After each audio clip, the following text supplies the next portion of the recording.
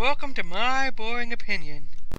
Okay, I'm back again. In this video, I'm going to talk about the women resurfacing, resurfacing. Ugh, I can't talk today.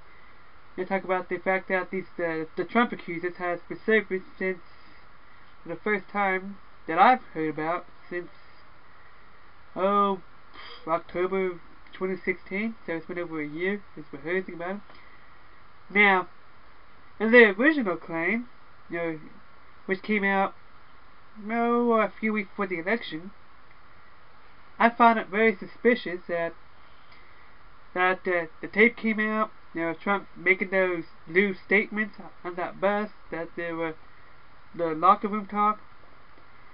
And then, well, I guess about a week later, I forgot to look up how much time passed. I know it was within a week. That's all I remember. Somewhere close to a week. Then all of a sudden you have these alleged accusers coming out. But after that tape came out. Now, the fact that there was almost a month before the 2016 election, and some of the accusers' stories have already been debunked. The stories are not up, especially Jessica Leeds. It says a lot. I mean, I believe over a year ago, these women has already been debunked. Well, quite a bit of it. Enough of them has been debunked to not take any of them seriously.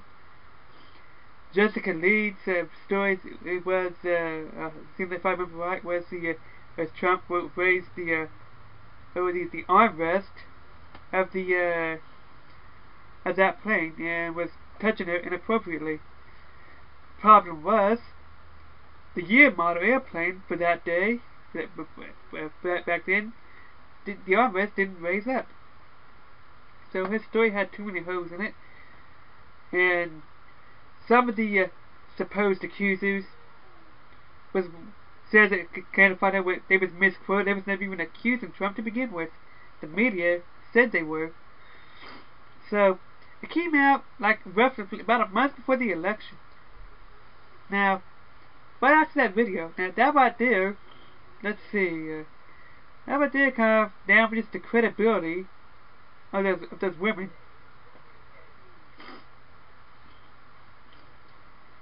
It just damages the credibility of the women when these accusers when there's a good motive to lie a few weeks before the election, and this is something that supposedly happened years ago. Nothing came out when it supposedly first happened. Nothing was ever said about it, and yet somehow it happened to come out a few weeks before the election, as if to give Hillary a boost. I mean, and then you don't hear anything about those women for over a year until now.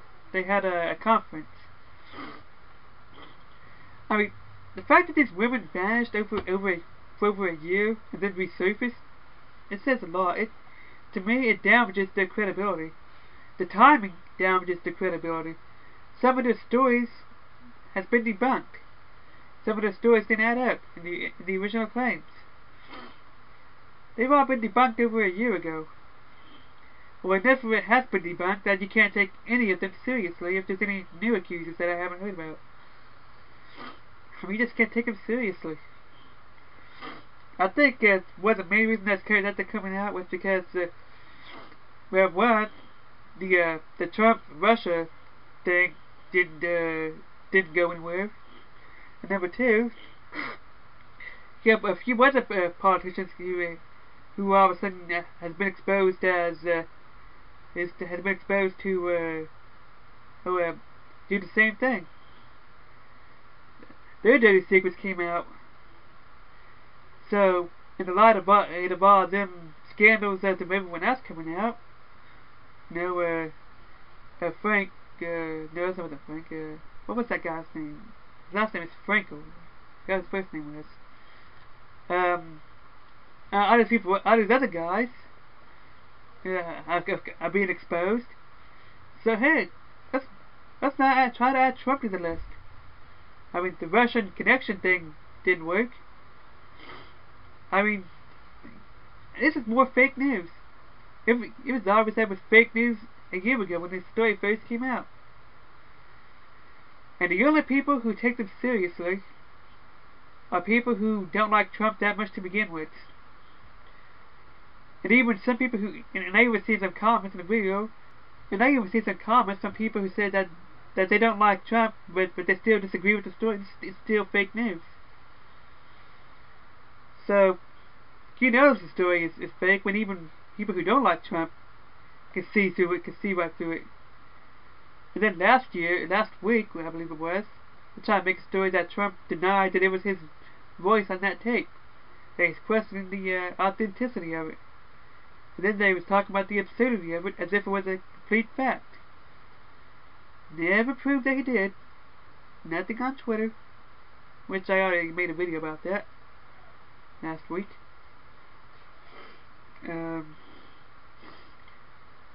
I mean, you don't see nothing. These women disappeared for over a year. All of a sudden they resurfaced, and a lot of everybody else being exposed. You know, the dirty secrets coming out. So they decided to try to get Trump too, which probably because the Trump-Russia scandal didn't work.